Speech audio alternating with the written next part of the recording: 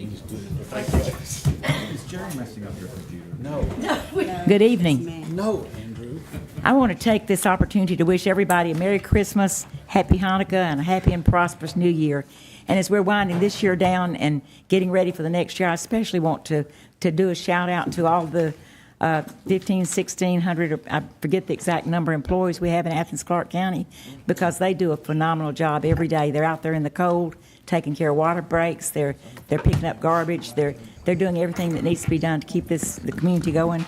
But we also have hundreds of volunteers that are working with us every day. So I want to express thanks to all of those, and it's something I think we don't do often enough. So I want to just take this opportunity to do that and tell everybody welcome. We've got two meetings tonight: a special call session to approve our firefighter cancer coverage to comply with a new law that was passed last year, and the grant application related to that, and also a couple of other grant applications. There are agendas for both meetings, the agenda setting meeting and the special call meeting on the table just to the right outside the doors. And if you're watching remotely, you can get one from Athens-ClarkeCounty.com. No final action is taken tonight on these agenda items. They will move to our business meeting on Tuesday, January 2nd for consideration and vote. And please turn cell phones and other electronic devices off or to silent if you're here with us. If you have handouts for the mayor and commission that you'd like us to see, if you hand them to Mr. Berryman, he'll make sure we get them. Rules of commission allow 3 minutes for comment. There's a timing clock on Ms. Spratlin's desk that will be green when you start, and it will turn yellow when you've got 30 seconds left. There are 3 opportunities for citizen comment this afternoon. The first will be for items on the special call meeting agenda, the second for our consent agenda, items 1 and 2, and the third for old and new business, which are items 3 through 11. Ms. Spratt, would you call the roll for our special meeting, please? Dickerson. Here. Sims. Here. Link. Here. Wright. Present. Bailey. Present. Neesmith. Present. Bale. Here. Harrod. Present. Gertz. Here. Hamby. We have a quorum. Thank you. And as stated before, the purpose of this meeting is to approve the firefighter cancer coverage and for grant applications. At this point, if any citizen would like to comment on those items, you can come to the agenda and have your 3 minutes to tell us what's on your mind. Okay, seeing none, we'll come behind the rail. Madam Mayor, I we move for need- suspension of rules. Second. Thank you. They are 2 steps ahead of me tonight. Do I have a motion do I have a, all in favor? Good job. Aye. Yeah, y'all got too fast for me to keep up with you. We'll now go to the first item, which is the request for the Georgia Risk Management Agreement for firefighter cancer coverage, and I think this is through Georgia Municipal Association. Madam Mayor, motion for approval of option 1A and B. Second. Motion second, all in favor? Aye. Any opposed? We also have a opportunity for another grant, and this is for the Stop Violence Against Women's grant through the Solicitor General's office. Do I have motion or discussion on Move for the that? adoption of the resolution. Second. Have a motion second. Would you read the ordinance for us, please? An ordinance to amend the FY 2018 annual operating and capital budget for Athens-Clarke County, Georgia, so as to provide grant funding from the Georgia Criminal Justice Coordinating Council for 1 full-time position and associated expenses to support domestic violence cases and for other purposes. Thank you, Mr. Berryman. We now have one more opportunity for a Vote. grant. Vote. Oh, I thought we already voted. All in favor? Aye. Any opposed? Thank you. You're doing a good job as a former Mayor Pro Tem. Item number 3 is the creation of a full-time victim advocate position in the DA's office, and that's a result of a grant. And I think we have another ordinance, Mr. Berryman. Yes, an ordinance to amend the FY 2018 annual operating and capital budget for Athens-Clarke County, Georgia, so as to provide funding to the district attorney's office for expenses related to additional full-time victim advocate position and for other purposes. Okay, do I have a Move motion? for adoption of option 1. Have a second. All in favor? Aye. Any opposed? Do we have a motion for adjournment? So moved. Okay, all in favor? Any opposed? Okay, we'll now go to our regular agenda setting meeting that we have every month. And the first items on that agenda, I mentioned to you that you'll have an opportunity to speak to, are the consent agenda. And those items have been reviewed by the agenda review team, which is the mayor, the mayor pro tem, attorney, and senior management, and are recommended for approval on Tuesday, January 2nd to the mayor and commission. Do any of our commissioners want to remove an item? No, ma'am, I do have a question about Sure. one, but it doesn't need to be removed. I just wanted to, don't have my computer with me, so on item number 1, what is the serving deadline, the end of service? Did we set it at 2? Yeah, Madam Mayor, may I answer the question? Sure, please do, because I'm Yeah, trying to we find my passed an agenda. ordinance that has it to where once midnight happens, the Monday after this Sunday, that is set to be Super Bowl Sunday at this point, they're open till 2:30 in the morning. 2:30, okay. Yeah.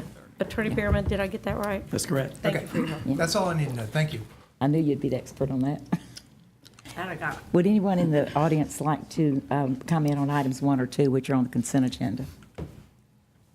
Okay, seeing none, we'll come back for full discussion now. Would anybody like to remove anything other than discussion?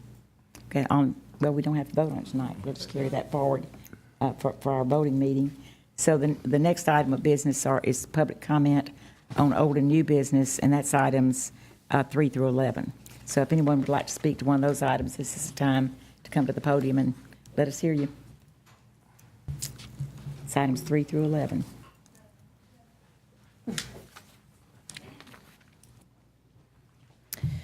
Good evening, Devin Clower. I live at 375 and a half Holman Avenue, Athens, Georgia.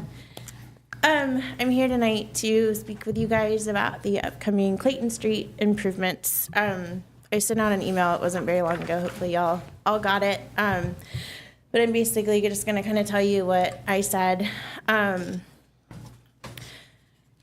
all for improvements to Clayton Street. Me talking has nothing to do with wanting to halt the project or anything like that. What I am concerned about as a Clayton Street business owner is the removal of public input for this first phase of the project.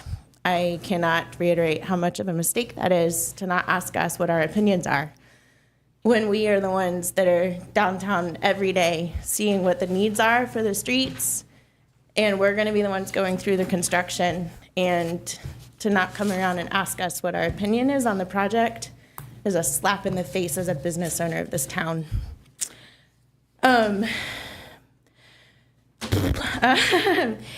are just, I understand that y'all want to vote on the curb placement for the project to move the project along. Great. However, that eliminates any chance of creativity along this project to create different areas along Clayton Street. There's no reason that the entire street needs to be treated as one project. Each block and each part of every block has different needs. And to eliminate conversation amongst us who are the stakeholders and who are here every day working so hard for this community, I just can't even tell you how upsetting that is. I think that our opinions should matter, and I think that you should come around and talk to us about what we want out of this project. And to move the project along just to have it finished early is unacceptable. We have waited way too long for this project to take place, and it is finally in our budget, and it is finally going to happen, so let's do it right and together. My door is always open. I sent you all my cell phone number, and I welcome a conversation with each of you. Thank you. Thank you, Ms. Clower. Anyone else wish to speak?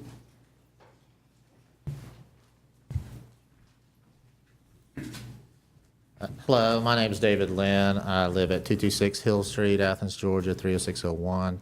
I'm one of your co-directors of the Athens Downtown Development Authority. My desire tonight is to speak to you on an exciting project, your agenda item number 9, the Clayton Street TSPLOST update. My co-director and I, Linda Ford, take public outreach and public input very seriously. As former commissioners, we understand the value of getting everyone on board before such a large project is considered. We started talking about, and that public outreach extends to door-to-door campaigns. We have weekly newsletters, speaking engagements. I think we've been talking about TSPLOST since we were first hired in March.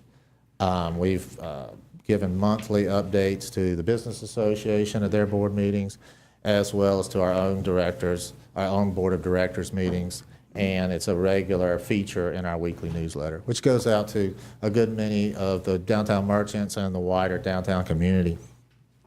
That also includes going door to door.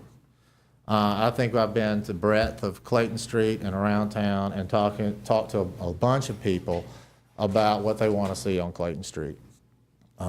Just because I've been into a lot of doors, does that imply in any sense that there's universal agreement on the basic concept in front of you tonight? Certainly not.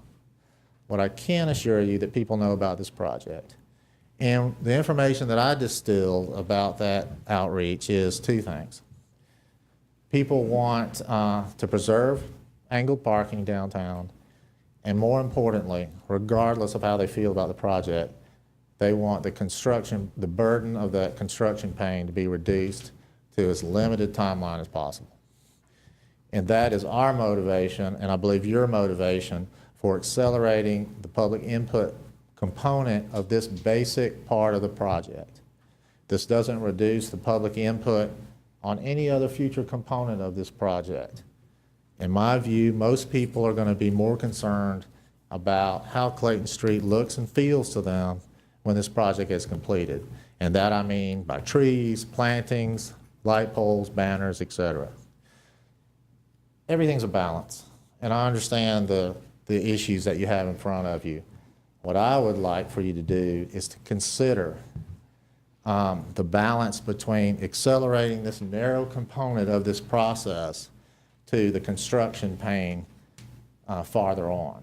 If we can keep this process, if we can keep this whole construction timeline to 1.5 years instead of 2 full years, if we can preserve that second fall and Christmas season to a completed Clayton Street project without bulldozers and street disruptions and sidewalk disruptions, I think in the long term, that far outweighs the public's comment on this particular section.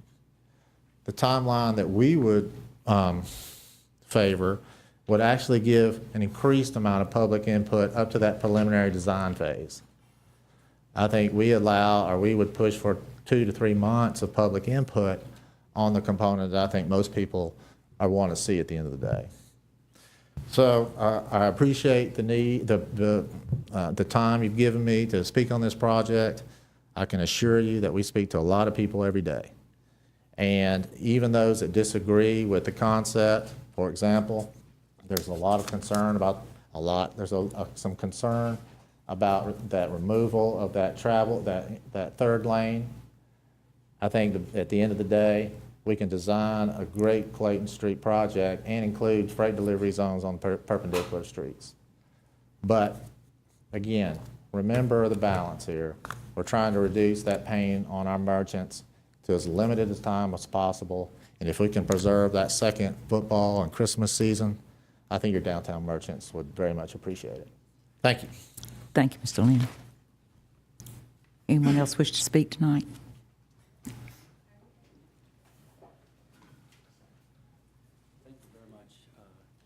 Tim Stamey, Native American Gallery, and sorry I'm very ill prepared. It's the Christmas holiday. I'm doing the best I can based on what little bit I know.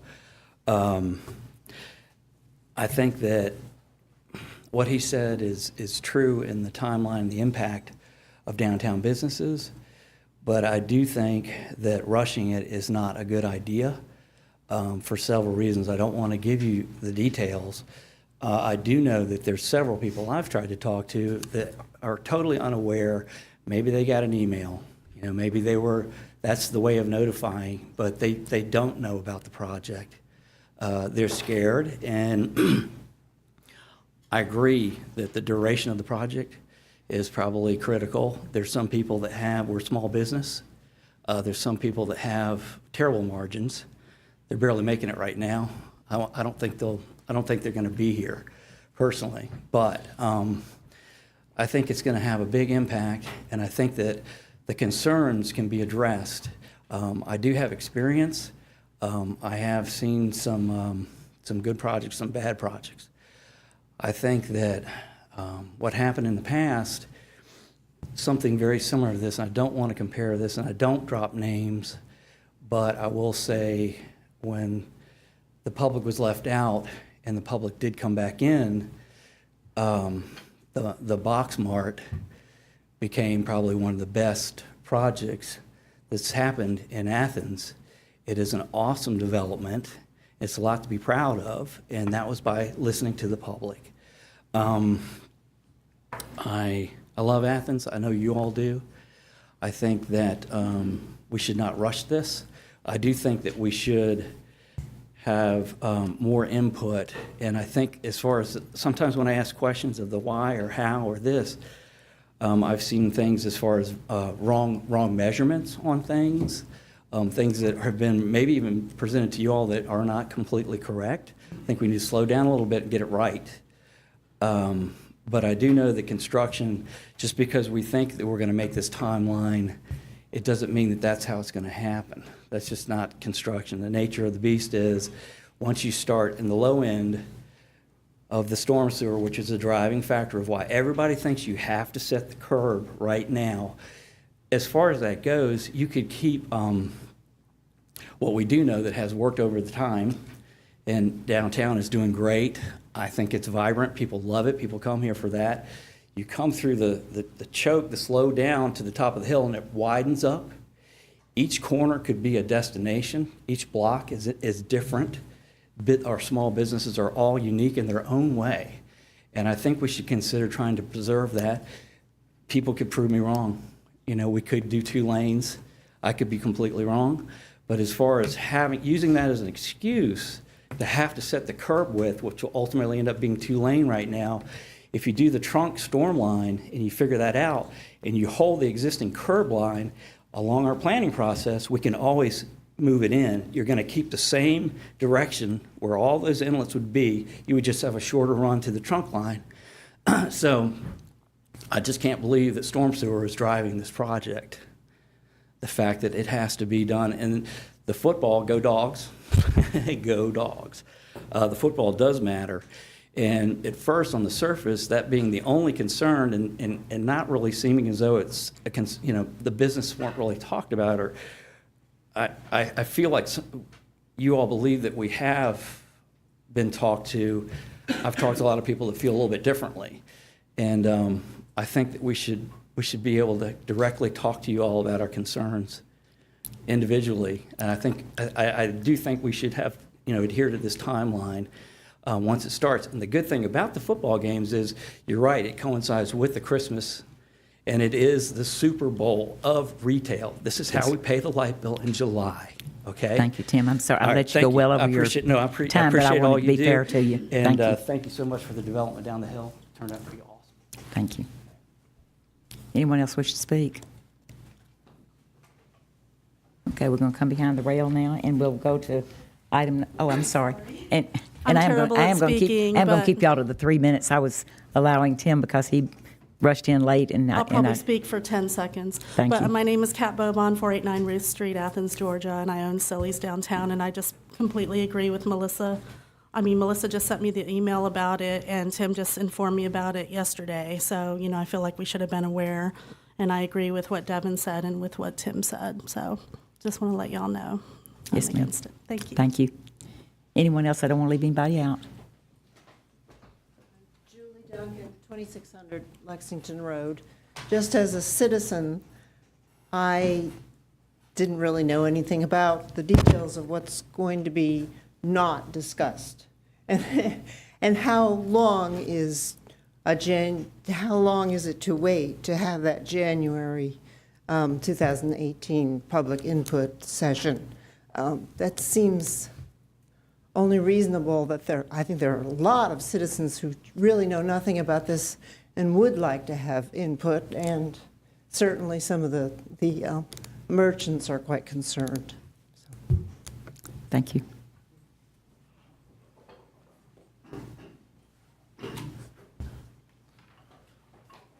Russell Edwards, excuse me, 400 Duncan Springs Road. I stand here to support Tim and Devin especially. I don't know if y'all realize, but last week was the annual Spend Your Holiday Downtown event organized by the Downtown Athens Business Association, and Devin was the organizer of that event and spent countless hours organizing this wonderful event for families that benefited all of downtown.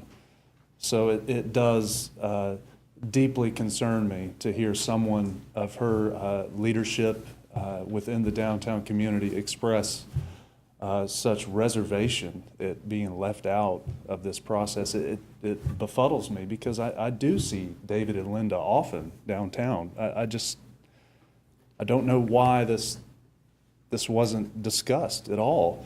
I own a building on Clayton Street. I saw no plans about this Clayton project. I go to many of the ADDA meetings.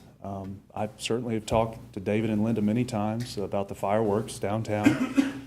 But I finally did see the plan. Melissa Link emailed it to me. That's how I finally did come to see it. I also am strongly in support of Tim Stamey, another leader of our downtown community who truly cares about everyone within the downtown community. I'll never forget, I was practicing law on Broad Street, and Tim brought a homeless man into my office one day. His name was Resty Buford, and Tim wanted to serve as this man's guardian. He was an elderly homeless man that Tim helped to get off the street, organized housing in Denny Towers. And so again, to see someone who cares so much about our downtown community express so much reservation about the progression of this project deeply concerns me. Again, why was he not included in any of this outreach? He has a civil engineering background on top of everything. So would it do much harm to organize one public input session, send out the call to Clayton Street stakeholders just to brainstorm, throw ideas, share ideas, really? I'm not talking about having people come around an architectural sheet of paper and draw this thing out, but at least have a conversation. I don't see the harm.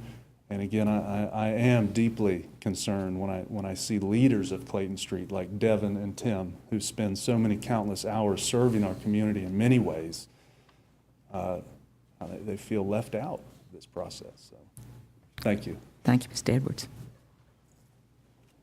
Anyone else wish to speak? Okay, we're going to come behind the rail and we'll go to item number 4, which is project share water and sewer bill assistance. I was confused about item number 3. Oh, I'm sorry, I skipped over it. Item number 3, adopt a funding implementation schedule for TSPLOST 2018 program. And I don't think we have that. Are you ready to talk about that? Well, I'll just say a few words. I mean, this is certainly looking a lot better than I think when we first saw it, and I appreciate that. I noticed a few of the changes in moving some of the pavement up in West Broad and such as that. So I'd like to take a closer look at it. So I'm sure all of us would like to take a closer look at it to see what actually is in there, and there may be a commission-defined option that makes a few minor changes to it. But you'll get that in time, if there is one, in time to look at it and then make some comments on it as well. Kelly? Thank you, Madam Mayor. Manager Williams, I noticed in history item number 6, there's kind of general reference to the prospect of advancing program funds with a bank loan or general obligation bonds, but no specific recommendation. Can you talk just a little bit about, and I think I understand, but for members of the public, why a specific dollar amount in loan is not included here? It is. When you, oh, yes. So this is recommending an $8 million loan, which is less than what the commission wanted to see. I think the idea was to move forward $16 million from the last year. And staff really looked at it, and we believe that this is the most efficient way, although you may have other ideas, and that's we would totally support that. The thing is that we totally understand the citizens are ready to see results. we are in a fortunate position of having a good bit of 2011 money. We have grant money. We want to spend that down first. And so we're really kind of, for those out in the audience, we've got a lot of money in the second and third years of the 5-year program. The first year, we have enough to carry us. But at your direction, we tried to front load it as much as possible. So this represents, the recommendation is an $8 million loan. That would not be bonds. We would go out to RFP to find a bank to borrow this from, hopefully like a line of credit, so it's not sitting there burning interest, that rather we just access it when we needed to. And we would try our best to cash flow the projects either internally or with existing leveraged funds to minimize interest expense and preserve more dollars for the projects themselves. Okay, that's helpful. Thanks. Mr. Neesmith. Blaine, there was apparently a misunderstanding between the Greenway Commission and you guys on scheduling and priorities. I sent you an email today, and I sent you a letter from Greenway Commission that they approved this evening, correcting that. The letter that you had that you were basing the priorities for Greenway was based on a $12 million SPLOST referendum, but of course they got 10 million instead of 12. And the letter also that was dated May the 19th, it wasn't in list of priority, in order of priority at all. Is it going to affect this schedule to change it according to the Greenway Commission's desires, which are basically to finish the main stem of the trail along the river and to do the Willow Street to Dudley Park and under Oak Park, under Oak Street Bridge? Those are their priorities. Those are their 3 priorities.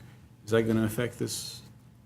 I don't think so, and the reason why I say that, based on your earlier email, we've done a lot of research. I sent something out late this afternoon. Oh, I'm sorry, I didn't see it. And upon further, even after I sent that, we went back and just looked at the TSPLOST project statements, and it's pretty clear there the priority of the project. So that's what we're following. Is that in conflict with what Greenway Commission understands the priorities are? Well, and at a quick glance, what the TSPLOST approved project statement says is that all previously approved 2011 sub-project concepts are to be completed. And then it goes to the Greenway Network Plan from there. That's what, and I can share that language with you. Yeah, that sounds like language that was based on a $12 million referendum instead of a $10 million one. Well, I just want to say there's no confusion on staff. This is what the mayor and commission approved and the voters voted on. Right, but it was the Greenway Commission who asked for this money and described what it would be used for. And this is their understanding of it is what I sent you in that email. That's their priorities.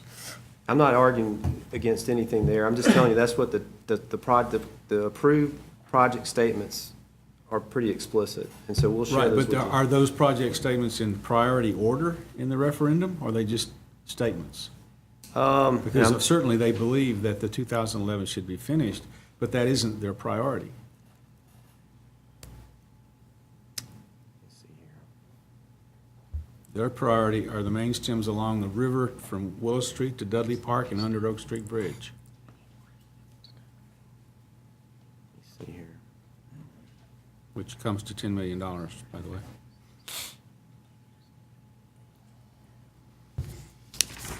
I'm trying to find that wording. I have it in front of me.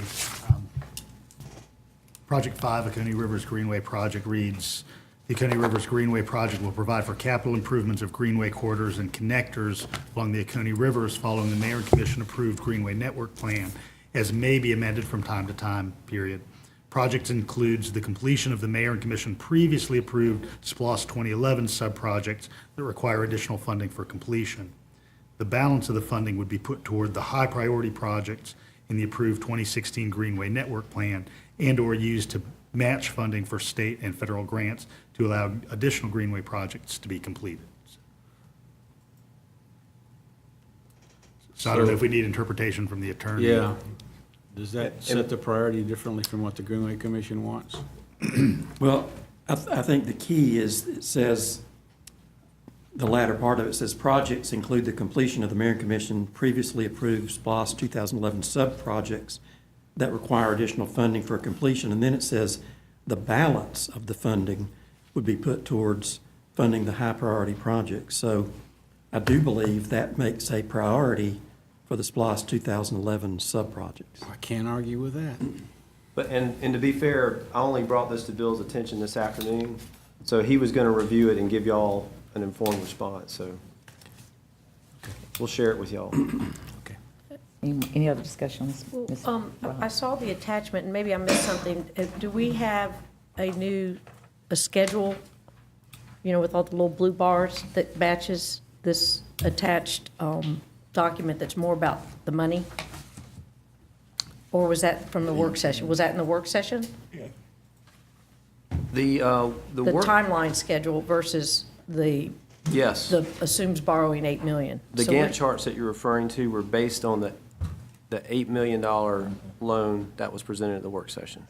Okay, so I can go back to that, but it might be helpful to have that in the packet for the voting session so that people are also seeing the timeline, since that's the specific And what thing we're- we're voting on. Is that? And what we're voting on. If we're voting on the timeline, we need to know that. Yeah.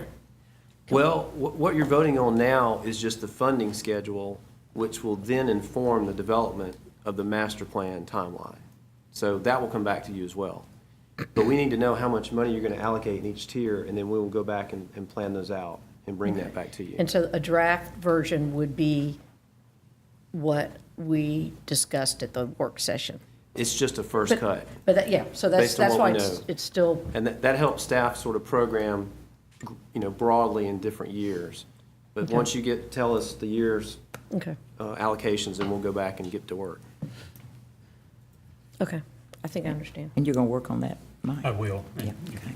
You may want to vote for it, or you may not. So we'll see. Any further discussion on this one? Okay, we'll go to item number 4 now. And thank you, Allison, for getting me back on track. And this is the project share water and sewer bill assistance. And when I was giving kudos to staff, this is some of the kind of things they do. I'd actually like to ask Mr. Williams if he'll explain this project, because I would love for the public to know how this came about and what it is. Well, thank you, Mayor. We joined the Alliance for Innovation last year, which is a leading organization of cities that are really doing their best to bring best practices in local government. And I would say, because of the mayor and commission and our staff, we're one of the better performing governments in Georgia. And we decided that we have such a wonderful workforce. And I think we have people that work for us that could easily work somewhere else for more money, because Athens is a neat place to live, to say the least. And so we have that type of talent walking around, and we decided to give them, they were capable of more. And so we invited about 33 of them to join us on a year-long discussion where we gave them more information, insights into the budget and some of the projects that were going on, and built relationships across departments that really helped to forge innovation. And at the end of it, we did a SWOT analysis of strengths, weaknesses, opportunities, threats, and asked them, what do you see are some of the bigger issues with this organization that you want to help with? And we also, as department directors, gave them some ideas that we struggle with, or that we've not had the time to really focus on. And so they broke into teams based on interest. And there's a lot of great projects that are in the works. Maybe not all will come as agenda items, but this was one. And this group went back and found some years ago that the mayor and commission were interested in creating this, and it never had really come forth. And so they gave it some life. They spent time over and beyond their jobs to make this happen. And as you know, that culminated in a presentation to mayor and commission. And I can tell you, they couldn't be more proud that you gave them that audience, and the rest of the employees have taken note too, and they're really proud of this effort. So thank you for your support on that. And I'd like to go a little bit further so that the public knows what this is. And this is for low-income users that are struggling to get help with their water and sewer bills through other taxpayers that will sign up on their bills to make a contribution. And ratepayers. So Ratepayers, yes. what you'll be able to do is sign a pledge on your monthly bill, and that will be put into a pool, and the Salvation Army, through this agenda item, will become our administrator to help decide eligibility. And then those funds will be used to help those that can't pay their water and sewer bills. I was very proud that the staff brought that forward. Yes, ma'am, I'll get to you, Melissa. I just had a question about process. How will that work for people who already have it drafted, have their water bills drafted? How would we go in and access that to give a contribution? I believe, well, I think all ratepayers will receive the opportunity to opt in. Now, I don't know what form that looks like, but I assume that might be a stuffer in a bill or an email, perhaps, if that's how you get yours paperless. Okay. And you'll have the opportunity to opt in, return that back, and then they'll make that note in the system, and that will start pulling down. And I assume there'll be a similar process if you want to opt out for some reason. I mean, like, is there like I meant to ask this, is there going to be like an opportunity for a one-time contribution or a monthly? Do we know if there are those options at all? Both of those are possible. Okay. We can bring you more detail on that. Okay. Cool, thanks. Melissa? Oh, no, I didn't have any questions. Okay. Can we put this on consent? Absolutely. Okay, item number 5 is construction of the landfill Phase 5, award of engineering service contract. Anyone want to discuss this or have any questions? Yes, ma'am. Melissa first. Oh, y'all can decide. So, thanks, Madam Mayor. I mean, the agenda report was helpful, in looking at the prospect of an expansion of our landfill kind of into the property that was purchased several years ago, or a couple different kinds of transfer stations. And it's clear that this is the most cost-effective that's before us now. But of course, one of the drivers behind the timetable for filling of these cells is what we do around lots of other solid waste questions. So are there any kind of forthcoming additional steps in solid waste management that we're going to be hearing about in the coming months that may have a reductive impact on the amount of material going into the landfill? Well, as in regards to trying to meet the waste reduction targets that Mayor and Commission have set, we think that the next real opportunity, I think we've done the fairly easy stuff to get to where we are, and now it's going to become more difficult. And I think food waste is probably the next step, and that would probably start with some of our institutional partners, if they were willing, that serve food. We would pilot that, would work with EPD to make sure that, we're working within our permit, and then expand that out slowly. As you know, food waste tends to break down, and so I don't know if it represents an appreciable tonnage that goes into our landfill, but ultimately, and Sharon, don't let me speak out of school because I know you're a solid waste professional. Ultimately, it doesn't take up a great deal of space because it breaks down for the most part in the form of leachate, and of course we take leachate out. It also helps generate the methane gas that we're selling, so. So that's our next big idea. I know that staff's looking at others, and you will be hearing more about that because we want to honor those targets. I'd be interested in seeing kind of a couple other components of the next steps. I know there have been conversations about, absolute bans from the landfill on some bulky materials like cardboard being chief among them. Listen. Yeah, how long will this new portion of the landfill last? What's the projected life of this? Is it in here? Did I miss it? 41.8 years. 41? Okay. Yeah, and I had some concerns about next steps, but I look forward to hearing some more about that. I feel like we should focus on waste reduction. I know there was a report several years ago that recommended paying more attention to some of our multifamily complexes. A lot of stuff gets thrown out there and it doesn't get picked up by us, and there's no recycling requirements. Well, there's obviously much more we could do. There is some urgency to this because we need to start using this in a little over a year, and that's about how long it'd take to construct the cell. And I will say, a lot of folks don't really think about infrastructure or assets, but having a landfill with a capacity of 40 years is a heck of an asset for the community. Doesn't mean you have to fill it up, but it's there if you need it. And I will say this, I recently spoke to a SWANA panel, and the gentleman, assistant manager from Albany was there, and with those tornadoes, that used up, I think, 3 years' worth of capacity with all the debris that they had. So those types of things can happen too, which you can't recycle out of. So it's good to have that capacity. Anybody else want to comment or ask questions?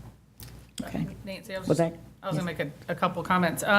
So the tonnage that's going into landfill or will be going into this will be reduced by the amount of waste that we're taking out of the public utilities will not be sending. So that is, I think it's 20 or 30,000 tons a year. I can't remember the number exactly, but it's a significant amount that's going to be reduced. So that'll help a lot too, at least until there's some other options for that. The other thing to point out is that these cells are closest to existing, I think it's existing disposal 1 or 2, which is the area we landfilled in the 70s.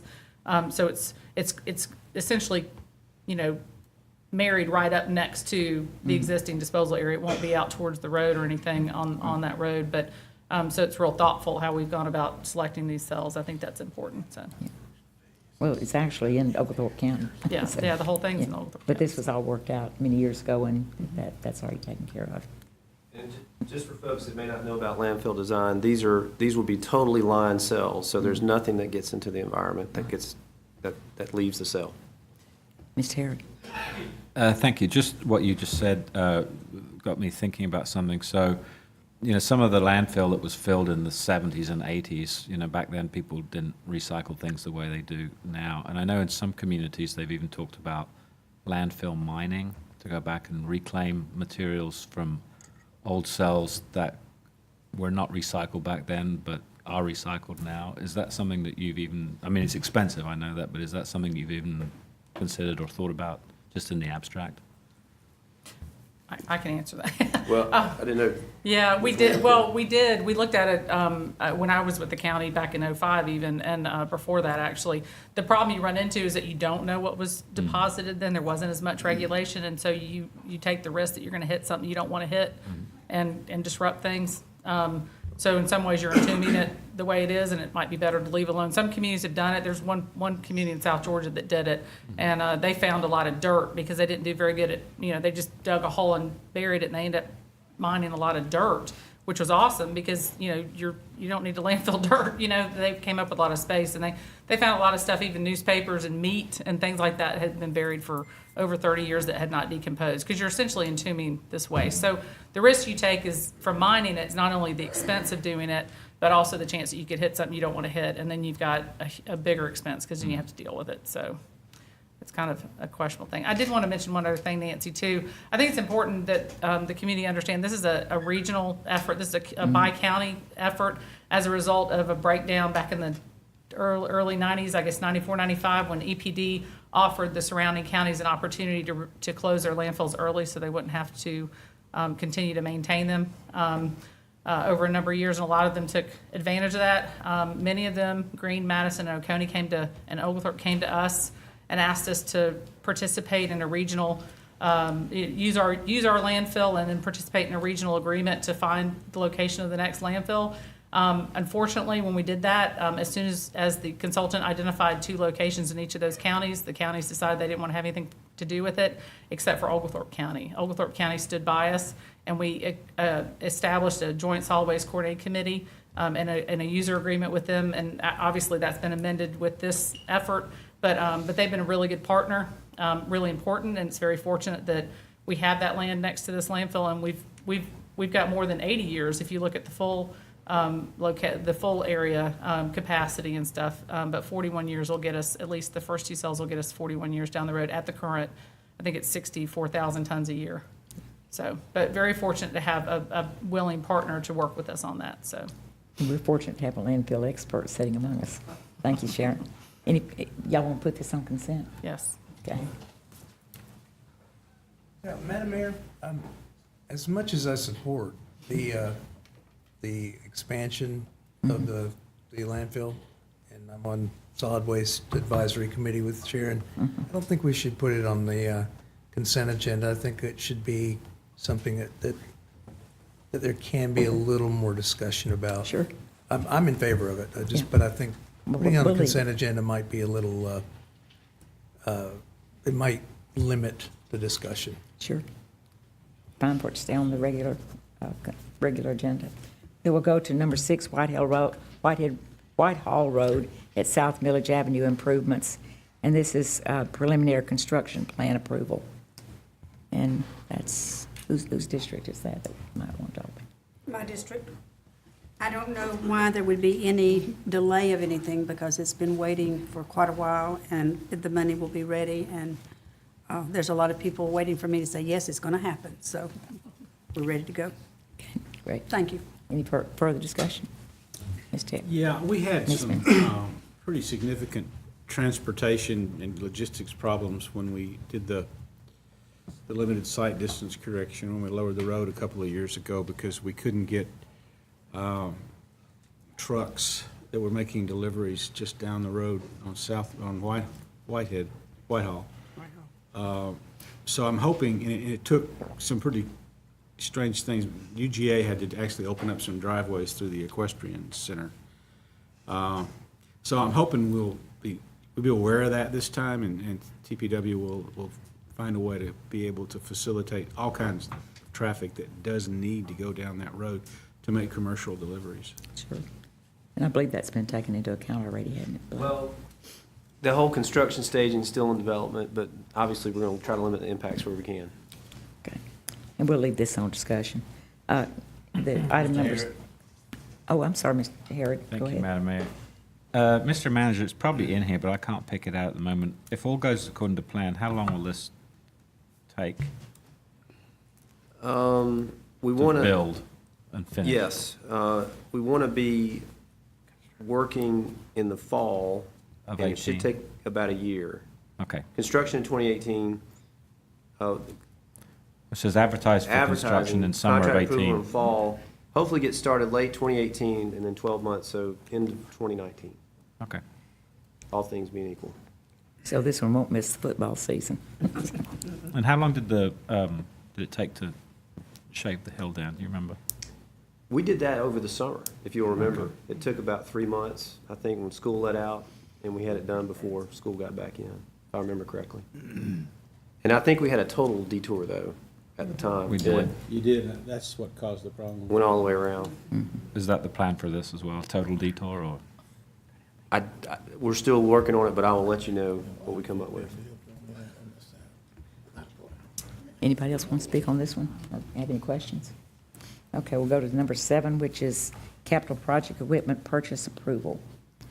And we had a lot of discussion in our work session. Anybody want to have anything they want to say or ask? Yeah. I just want to thank staff for being flexible. Okay. Appreciate y'all's ideas. And does everybody understand the concept of what we're doing? Say it. Okay. I think that can go on consent. Anybody have a problem with that? Okay. Why don't we just do a quick overview, Madam Mayor, at least that now before we put it on consent? Would you mind doing that, Mr. Sure, Williams? sure. Y'all had raised some concerns that T-SPLOST or SPLOST funds, because we have some 05 left over, because this project's been around a while, would be used to pay for equipment that once this project was complete would go on to service other projects. So you saw maybe an equity issue there. We want to preserve some money for the project. So what we did is went back and said, we're going to borrow some funds from our fleet replacement pool, which we pay into every year through the budget process. And we've anticipated the duration of the project, and we're charging the SPLOST 2005, it's about $97,000, because we're going to charge whatever project we're working on a per month charge for that vehicle, which includes its initial cost and indirects and that type of thing.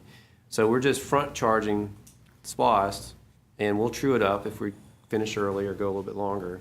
And then the day that it moved, that equipment, the month it moves to another project, that project will get charged to reimburse the fleet fund to make it whole. So we're basically borrowing from the fleet fund to do the life of the project.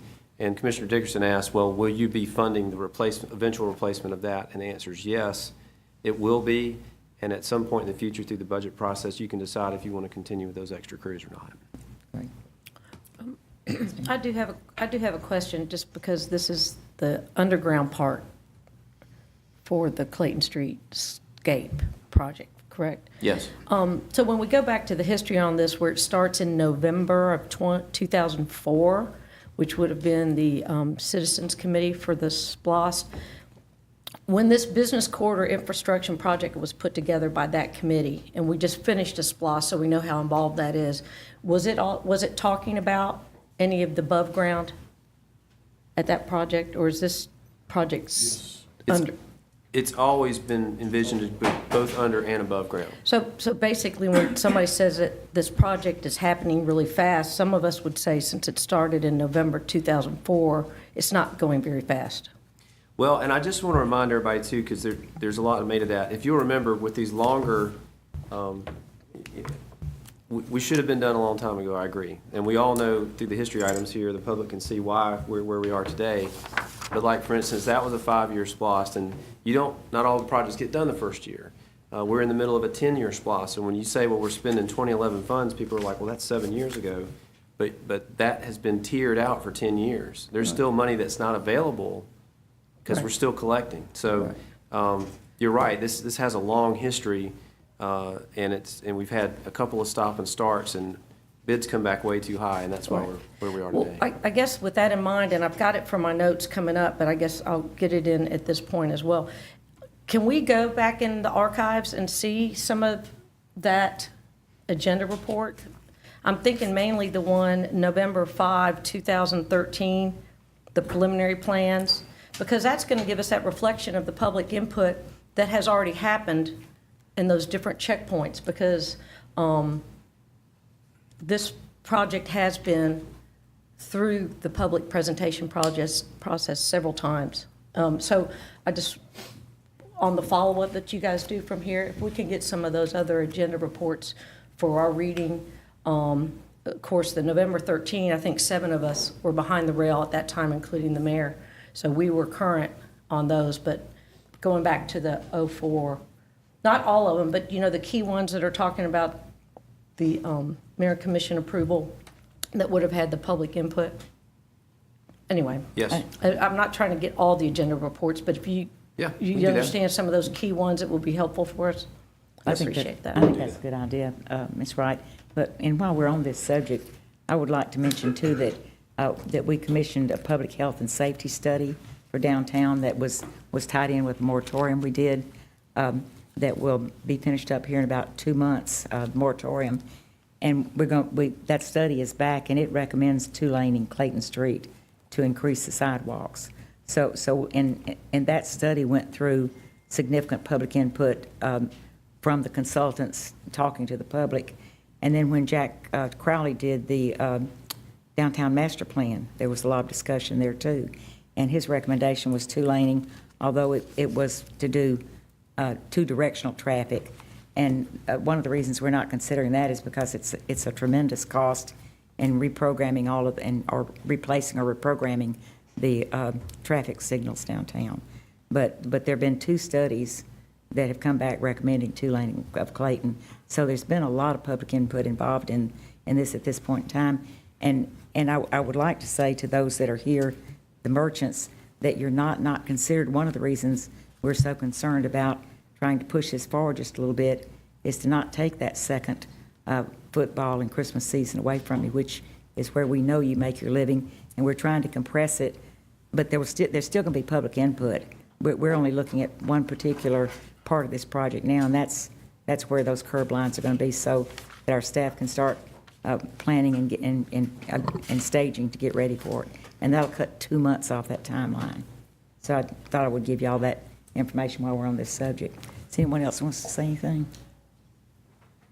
Yes, ma'am. I guess one of the things that I keep putting back in the piece of the puzzle, because I worked on the oversight committee that started with this before we knew we couldn't afford to do it. But there's time once we start on the infrastructure that if there's any tweaking or discussion about some of the changes of possibility, that could be done, some of that, because we won't do the top surface until that's completed. Oh, we're going to have several cycles that will go through in this timeline where there will be public input. It's not like the door's closing. It's like this is just the beginning of it opening. This is not a finalized plan with every detail in it. No. Mr. Neesmith. I think that point deserves a little more clarity, because we've talked about it. Just to be clear, this is the underground work. When we go to the streetscapes, there's going to be lots of opportunity for public input. We haven't conceived of that yet. So there's going to be lots of opportunity for public input.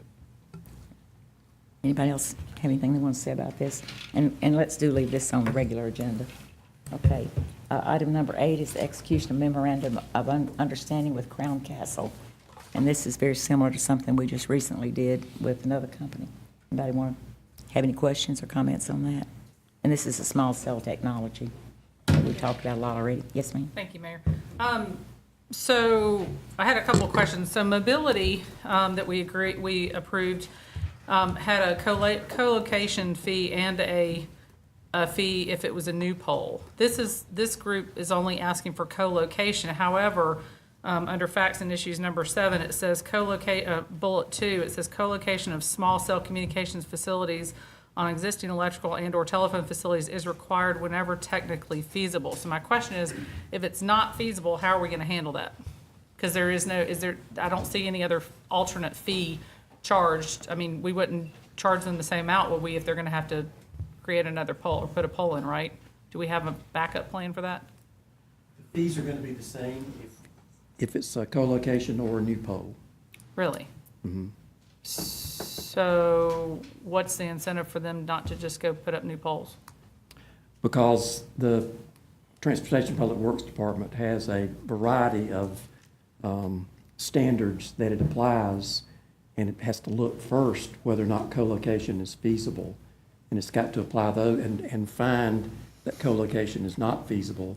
And then they have to move to the pole location process, which has a variety of things like aesthetic, safety, things like that. So it's a very difficult process to get to the new pole situation. So with mobility, we incentivize them by giving them a lower fee for co-locating and a higher fee if it was a new pole. How come we aren't sort of doing the same thing with them, if that's the case?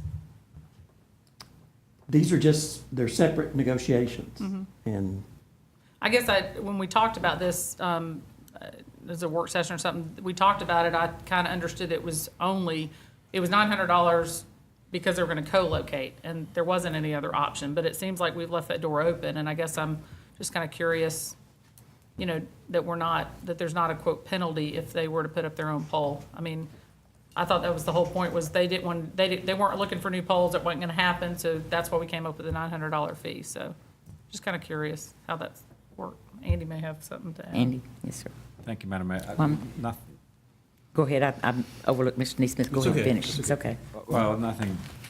I was just going to say, I thought the whole point was that, GMA or ACCG, or maybe both of them, had come up with a sort of a fairly standard agreement, and we were going to tailor it a little bit for us. But I was under the impression that although we would tailor it for us, it would be tailored for our community, not necessarily tailored for each company. But it sounds like this is being tailored for each company in our community. Is that correct? Somebody? I don't know whether that's for the attorney or the manager. It's they're both small cell, but Crown Castle is much more fiber intensive. They're going to have different types of facilities than mobility. Now, I can't explain to you the $900 versus what mobility pays. I know part of that was what GMA helped to negotiate. You're right, we did tailor things that we felt reflected community values here that were over and beyond what were negotiated by GMA. But we'll talk to the GMA consultant and we'll provide you an answer, hopefully to your satisfaction. Well, again, what I recall was in the meeting was that they were going to co-locate, end of story, and that's why it was $900. But now we've left the door open for them to maybe not co-locate. So my question would be, why wouldn't we? It seems like we would want to have a separate fee schedule or something for that. If we left that door open, it wouldn't. Otherwise, there's no incentive for them to try to, really focus on co-locating. They could just say, "Oh, we're just going to pop another pole up," even if we have to jump through hoops.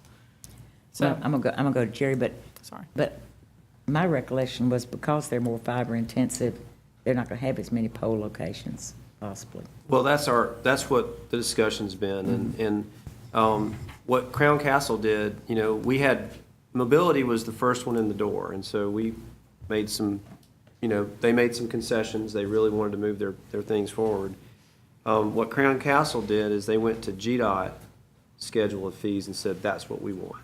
And that's what we did. As far as having to prove whether it's technically feasible for making the case that they can't co-locate, the burden of proof falls on them. And like Bill said, Transportation and Public Works has a variety of standards they have to match. But we can give you some follow-up information. Mr. So Neesmith? why would we negotiate by them just saying they want to use the GDOT standards? Seems to me like we've set a standard, and that's what they should comply to. I mean, that's my understanding of what we just did. And I don't understand this thing about them being fiber intensive. It's the same technology. I don't understand that. Someone's got to explain that to me. Well, it's pretty, I will say that Apparently Blaine's not the person. there's Yeah. there's a ton more fiber with Crown Castle than there is mobility, but I only made that point to say that they have different impacts, different facilities. So, I guess I would like to understand that. okay.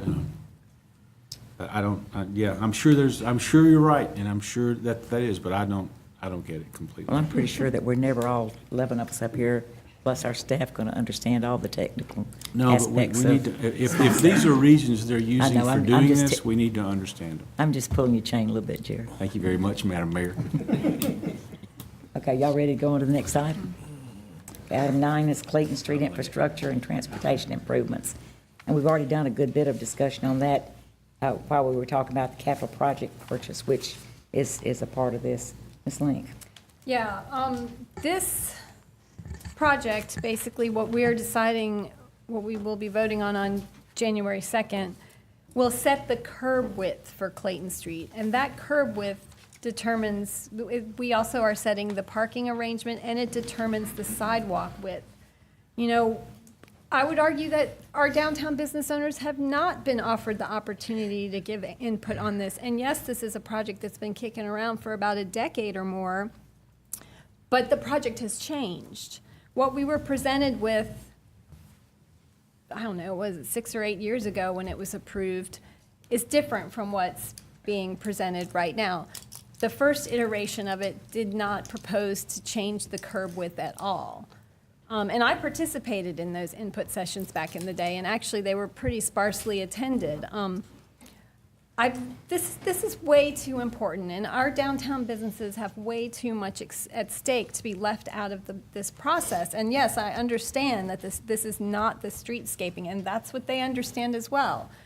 And there are different opinions on the lane configurations, but they deserve the opportunity to have those options presented to them and to hear staff's reasonings. And also, what has been presented, they don't know what was presented. They don't even know what the options are that were considered.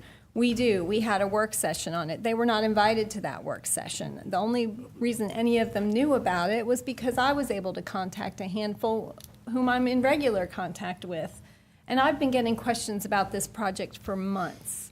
There is a real interest in this, and there are a handful of downtown business owners who have been asking me about it, and I'm like, I'll let you know when I find out. I'll let you know when I find out. Apparently, I've been their only point of contact on this, and that's really unacceptable. They deserve some say in this project, and there will be more opportunities for say in, you know, where the benches go, where the trees get planted, where the loading zones are, those kind of things. But those kind of things are very much dependent upon how wide those sidewalks are going to be. And the scenarios that were not presented were opportunities for those sidewalks to get even wider. They did talk about parallel parking, and it was completely dismissed because of the loss of parking spaces. But there was no consideration for just selective areas of parallel parking. We could just look at a single block, just the very end of Clayton Street from Wall to Thomas, where there's only about 15 parking spaces. You could lose about 9 of those parking spaces and get for a really nice wide public space, similar to College Square. We could have a really nice pedestrian gateway to Clayton Street. That end of Clayton Street right now is kind of a wasteland during the day. It's mostly bar businesses that are only open late at night. We've got conventioneers, you know, wandering down that street in the middle of the day when it's pretty deserted. If we had a really vibrant public space there, we might attract some different businesses there. And I do know at least one business owner who would consider changing from a bar to a more daytime-oriented business if he felt like there was a more vibrant public space and more foot traffic heading up there. So I really believe there's a lot more discussion to be had. And I can say that, you know, a lot of downtown businesses don't feel like the ADDA is hearing them or even reaching out to them. And this is, we understand the timing, but that it's just an assault on the democratic process. And like Devin Clower said, it is a slap in the face to these folks who do so much for our community. Downtown is the economic and the cultural heart of this community.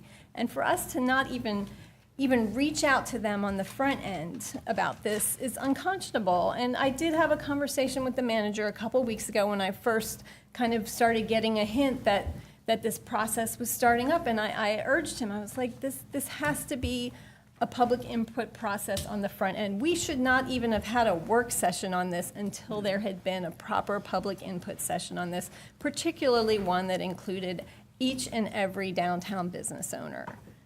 And, you know, there might have been some isolated conversations here and there with some business owners, but none of the ones that I'm in regular contact with. And these are folks who own long-standing local businesses, award-winning local businesses, businesses that are at the heart of Clayton Street. So it's just, in the interest of democracy, we really need to pull this agenda item, have that public input session, allow these folks the opportunity to have the implications of what we're deciding explained to them, and give them the opportunity to tell us what they expect and what their needs are. So I cannot support this moving forward without that proper public input process, and it should be a process that includes a facilitator that has a background in planning. Anyone else wish to say anything about this item? And then I'll get to you, Kelly. In addition to my request for some of those agenda reports, I have a question. The work session that we just had, is that presentation still online? And can it be put back online for people that don't have the visuals? Because it's not, this lengthy agenda report that we have right now discusses what we saw in visual format for the work session. I don't know if that would be helpful to increase the visuals for people, because the discussion and the reports that we've gotten about needing a wider sidewalk, as well as the other improvements that'll be happening, also include bump outs. We've got mid-block crosswalks with the bump outs there, as far as the gathering places on each end of the block. That's been in the process, I know, since I got on in the 2013 discussions about it. And also just a reminder that and if you guys could get I was looking for the date of when Clayton Street was renovated from the Globe down to Pulaski. I'd like to have the date of when that was done, and then the Broad Street as well, because those are also, we're following a similar thing that we did for those, with this being the last section. So I just wanted to get some confirmation that we are following the same path that we have done, and just picking it back up after that delay. Thanks. Kelly, and then Jared. Thank you, Madam Mayor. It's the first thing I would note about this project is that, I mean, that there's, if not unanimity of interest, at least sort of vastly aligned interests between, I think, everybody in the room and just about everybody I've spoken with. I think everybody knows that this project is going to mean that the unholy brew of bodily fluids and other liquids that accumulate in the gutters are no longer going to do that, because we've got a functioning stormwater system. I think everybody's very excited about that because of what it means for sort of the cleanliness and appeal of downtown for the entire length of Clayton Street.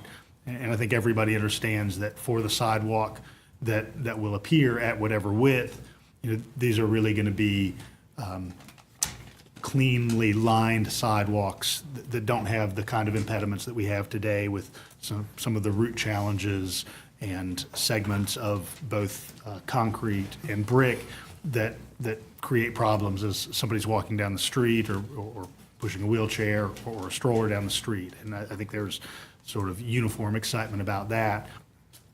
And the one modification that's presented here from the previous version in 2013 and earlier iterations has to do with loss of the loading zone.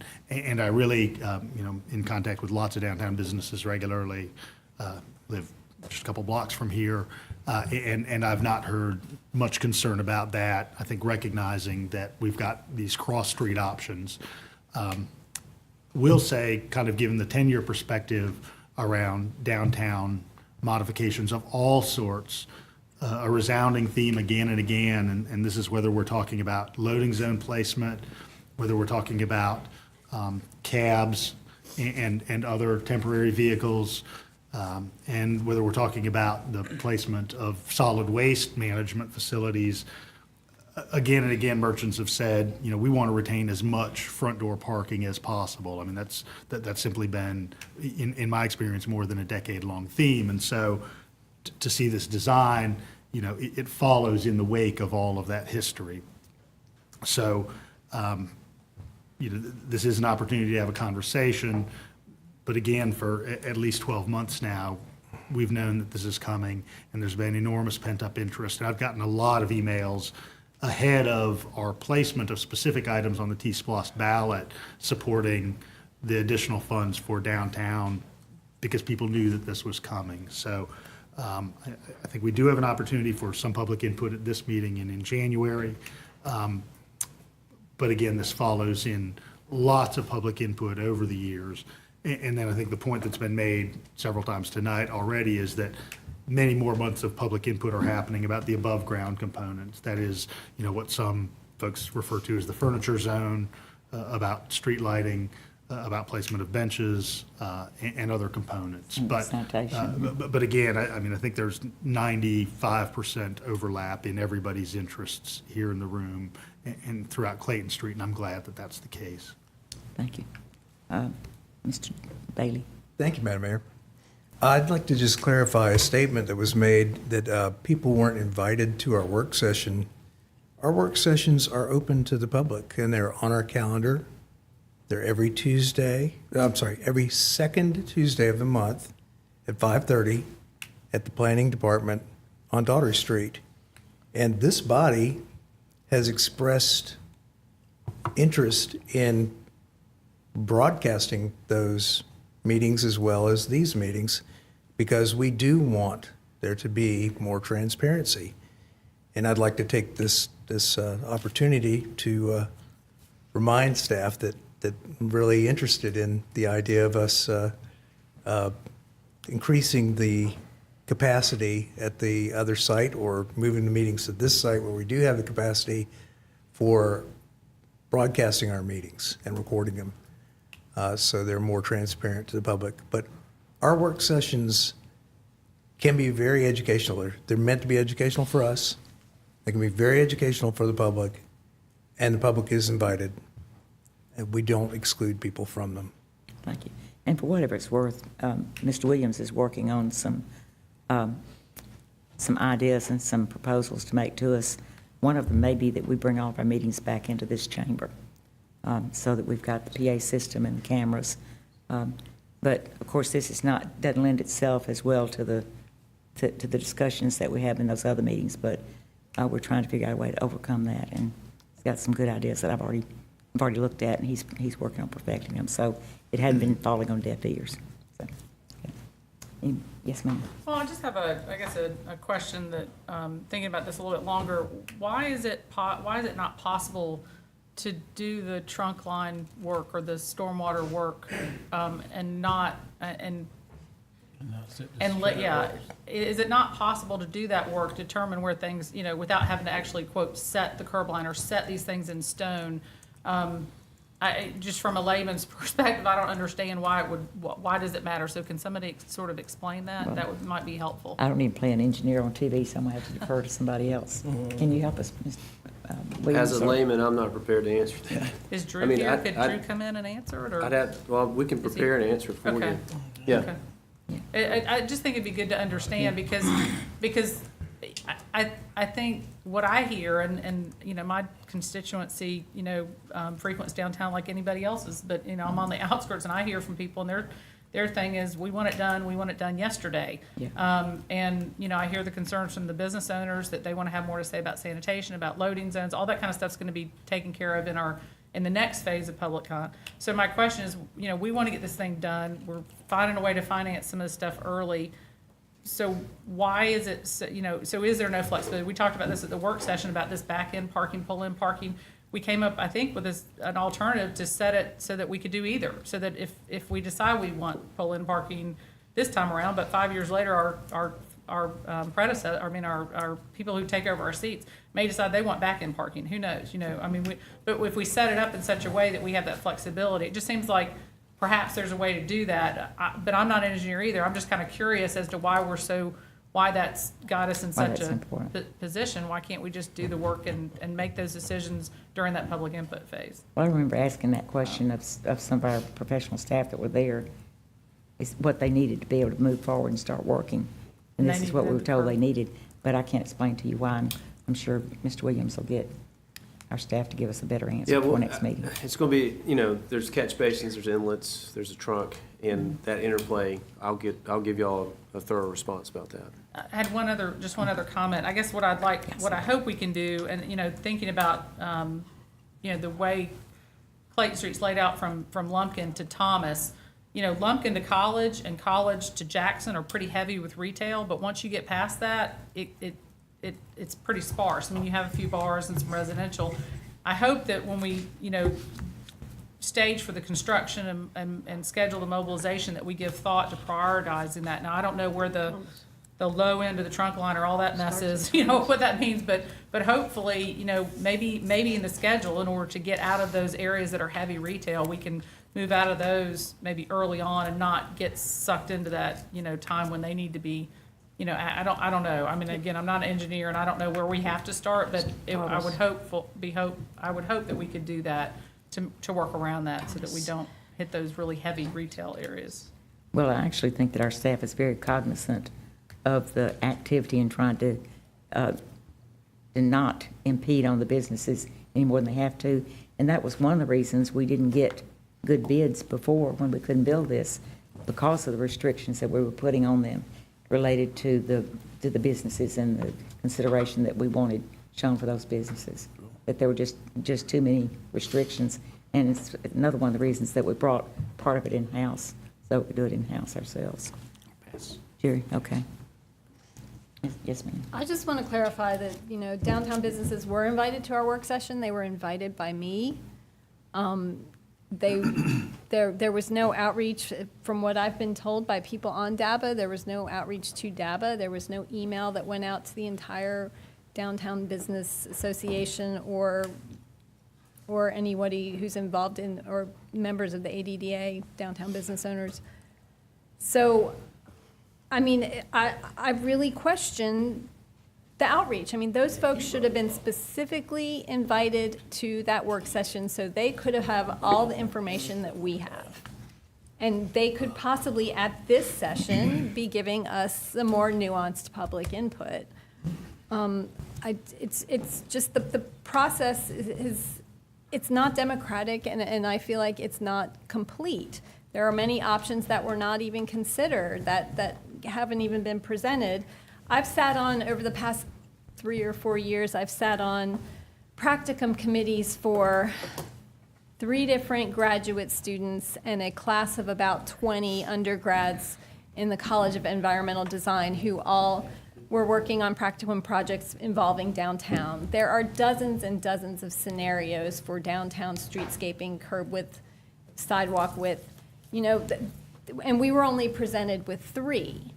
I feel like there really needs to be a back and forth discussion about what other options are out there, and it needs to involve the public, and it needs to involve discussion from someone who has a real knowledge of planning, of environmental design. You know, this could be a real missed opportunity for our downtown. You know, downtown is a huge part of our identity in Athens in general, and we have the opportunity to make a really unique, vibrant public space, yet we're only considering very minor options to change that streetscape. And it would be kind of criminal to miss that opportunity. Mr. Hamby. Thank you, Madam Mayor. I hope it's not criminal, but I'd just like to make a few corrections if I could, Madam Mayor. You know, the Downtown Development Authority has been very active and very much a part of our agenda for the past year, if not 2 years, has been a discussion about TSPLOST and the impact it could have on downtown and the impact that it could help us get done with Clayton Street. I'll say this about the Clayton Street project in 2005. You know, not only did it take so long time because we had a lot of requirements on it, because we do want to minimize the impact that it has on retail businesses downtown, because we understand, especially from the 5 points when we did the stormwater over there, what the impact is. So not only was that impact and that delay accounted for in the cost in getting the bid problem, another part of the problem was us. As Commissioner Sims pointed out at the work session, we kept delaying this thing for a long time, wanting different options, wanting those trash corrals taken out of there. If y'all remember the trash corrals, sure hope we don't see those resurface again, but I'll fight that at some point in time. And I may not need to. But the point I'm trying to make is, you know, it's gone on a long time for a lot of factors. And as Commissioner Gertz has pointed out, now's the time to get it done. I say all that because it has been talked about at our Athens Downtown Development Authority meetings. It's been on several emails that the Athens Downtown Development Authority puts out. I know both of our directors have been out, you know, on the streets, walking up and down Clayton Street, talking to people. Now, they may have gone into one store and talked to one owner, but they may have missed the opportunity to talk to the other owner. And that's, you know, that's what do you do at that point in time? So there is that, but, you know, this has been on a ballot that was voted on by the citizens of this community that had plenty of public opportunity to talk about. As we were forming, a citizens committee talked about it at length at their meetings. So there's been a lot of interest in public input. Not only that, the master plan that Professor Crowley put together was organized by those very same students that you talked about, that was talked about at the environmental design studios. I remember those meetings very well. They were very well attended. The meetings that were attended at the first iteration of this plan back in 2013 that Commissioner Wright brought up were very well attended as well. There's actually a little fact sheet. I remember Jackson Spalding handled all the PR for that firm that was doing the thing, and if our staff doesn't have it, then we can get for you with Jackson Spalding and the list of public input opportunities that were made available at that point in time. But as has been pointing out in the master plan and the health study and conversations amongst people downtown, a lot of interest is in the wider sidewalks. Another conversation that's been, or some information that's been out there, that based on some of the emails that I've gotten, is that people think we're deciding tonight on the streetscape and in the benches and the light posts. And I can't imagine how that would have come about, where they would be thinking about that. But that's wrong. We're not deciding that tonight. Yeah, I can too. We're not deciding that tonight. But what we are deciding, so that we can move forward, so that we can avoid, in an email that we received today, this situation here. You know, the email reads, well, I thought I had it up. Hang on just a second. But so that we can avoid this scenario here, and understanding the business of retail and understanding how important it is to people, the timing couldn't be more unfortunate, this email person writes, as most of us are head over heels in our fourth quarter of holiday sales happening as we speak. The worst thing that we could do is to drag this project out any longer, to make it go over 2 holiday seasons for what amounts to the lifeblood of a lot of retailers during the holiday season. I think that would be a huge mistake for us to do that, because of the simple decision that we need to make at our next voting session, which allows for public input between now and January 2nd. Is that our first meeting date? Then there's 2 weeks. We can public input can happen to us in a lot of ways, through the emails that we've gotten, through the phone calls, through coming to this meeting. So I guess I'll wrap it up and just say, you know, there has been some community. I don't like the fact that the ADDA and the directors are put in a position that you're suggesting they haven't been contacting people, when that's just simply not true. Mr. Neesmith. It just occurred to me that just reading the emails that we've gotten in the last few days, that the complaint has been that the public feels like the merchants specifically haven't been informed or had an opportunity for public input. And the complaints haven't been about what the design is that we're considering. So maybe it would be helpful, like I believe it was Commissioner Wright suggested, let's get those designs up on the website so that they can see them and give us input between now and our voting meeting about the designs, rather than just the problem with them perceiving we don't have enough public input. Let's make what public input we get from now forward about the designs that we're considering. And if we get that information on the website, it'll be accurate versus things that are being posted that we're having to Correct. answer to that are inaccurately being portrayed out there. Is there anybody that hasn't spoken that wants to? I would just like to make a request as we move forward with these TSPLOST projects that we have appropriate back and forth public input sessions before these things come to us in a work session. Because I feel like we are making decisions that could be better informed by the public input. Hashing this stuff out behind the rail is not the right way to go. And there are options that are not even being considered that possibly could be brought up during those public input sessions. I fear that, we're going to miss out on a lot of opportunities, and we're going to really lose the faith of our citizens who worked so hard to lobby for these TSPLOST projects, who went out there and voted for these TSPLOST projects, and who are paying for these TSPLOST projects with their tax dollars. We're going to lose their good faith if we move forward with projects and they don't feel like they're having a say in them, and that these things aren't being considered for the most optimal benefit. Okay, y'all ready to move on? Not Yes, sir. quite. Okay. I can't let that go. Number one, this is a democratic process. We're elected. We know from the downtown merchants they have two very big concerns. They want the sidewalks to be wider, and they want the parking to be maximized. Because that's in their benefit. There's only one or two ways to do that. And basically, that's front-end parking or back-end parking. I mean, that's basically it. And our engineers have looked at this. They know what the standards are for parking. They know what the standards are for lane width. And the remainder is going to be sidewalk. I don't know what else we could do. Now, what we got to do is serve our community, which are those merchants. And the way we do that is we get this project done as soon as possible. And that's why we're talking about it now instead of February or March. Thank you. And I think it's time for us to move on to the next item now. Item number 10, operational analysis audit process. Anyone have any questions for Ms. Mattis or any information you'd like to have? I thought it was a great presentation of what you guys had worked on as far as adding those, it looks like adding several checkpoints, or probably more describing what's actually done in the committee.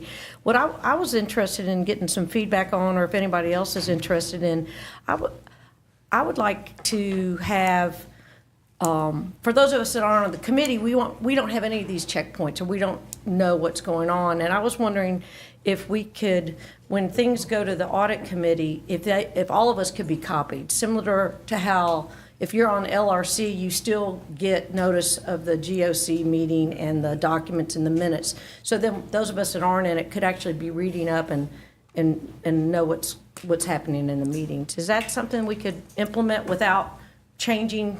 It sounds more like maybe it would be a courtesy distribution. Yeah, I don't see any problem with that. Yeah. Okay. No problem. We don't need to do anything, I mean, that doesn't need to be, if we could just do that, then we could keep up with you guys. Thank you. Thanks. Anybody We're more else? happy to do that. Anybody else have anything? Mr. Newsom? Yeah, I have a question about the last point of the process that's under history, which is that the internal auditor prepares an agenda report listing the recommendations requiring mayor and commission approval. Is that what you meant, or do we see the report and the responses as well? You do see, you will receive the full report prior Okay. to the vote. Okay, very good. So the report will be submitted, but in between that time, the audit committee will actually go through the recommendations Sure. as a committee, and then I'll prepare what they think the recommendations that they want to recommend to you all. That makes perfect sense, as long as we get to see the whole report and Yeah. responses. Yes, sir. Okay, we'll go to item 11, which is the follow-up on this. I'm sorry. We put that on consent. Well, let's, Number 10. yeah, I know, but maybe we want to look at number 11. Y'all can tell me if 10 and 11 together or no. Because 11 relates, this is the work plan. 10 is 11 is the same thing. I think 11, go ahead. Y'all have any questions about 11? Yes, Madam Mayor, I did have a question about 11. There are 3 prospective audits included in the coming work plan: the Sheriff's Office, the Fleet Management Division, and then the Water Business Office.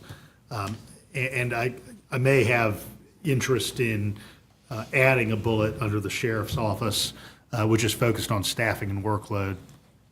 As most people probably know, certainly behind the rail, but probably members of the public could surmise, the bulk of the Sheriff's Office staffing in Athens-Clarke County is around management of the jail. And management of the jail, which was obviously a recently built project with SPLOST 2011 funds, is driven by the way that the population is arrayed within the jail. And that includes several subpopulations that sometimes can be clustered, sometimes can't be clustered. Women, violent persons, those needing medical care, and others. And so I'm interested in seeing a bullet added asking about the way that the population within the jail is arrayed. And I don't have the exact language tonight, but in concept, I'd like to present that as something that we've got to look at if we're looking at overall staffing levels. Henry, if I could add to that, I'm in full support of that, but I'd go a little further, and I think we need to focus precisely on the staffing of the jail. As we know, we've had a dozen or so open staff positions there for years, which means the existing staff is working a lot of overtime. It's a very high-stress situation. I need to see if there's a way we can help the sheriff with that staffing in the jail to fill those positions. And because I think we potentially have a serious problem there. Yes, ma'am. I think it was understood, at least it was by me, that when we say sheriff's office, we mean all the office, so Yeah. it includes the jail. It's understood, but I appreciate you pointing that out. Okay. Y'all want those on consent, both those? Yes. Okay. Not Andy? No, not 11. Not 11. Andy? Not 11, okay. Andy? I mean, I would 10 on agree with consent, what not my- 11. I would agree with what my colleagues just said, and the only thing I would say is, I think it's important for us to recognize that the sheriff's a constitutional officer and does not have to do this, and I think the fact that he and his staff are working with us on this shows a spirit of cooperation between his office as a constitutional officer and us as the unified government. Great. Thank you, Andy. And Anybody And else? the sheriff's office is always, was one of the first audits that was ever done, was done to the sheriff's office by the sheriff's invitation. Madam Mayor, just Yes, to sir. be clear, you may have noticed I said how we can help the sheriff with his staffing, and I meant that sincerely. Yeah, good. I hope we all took it that way. I certainly did. Okay. Okay. I think we can say goodnight, everybody, Merry Christmas, everyone. and Happy New Year. New Year will be gone when we come back again.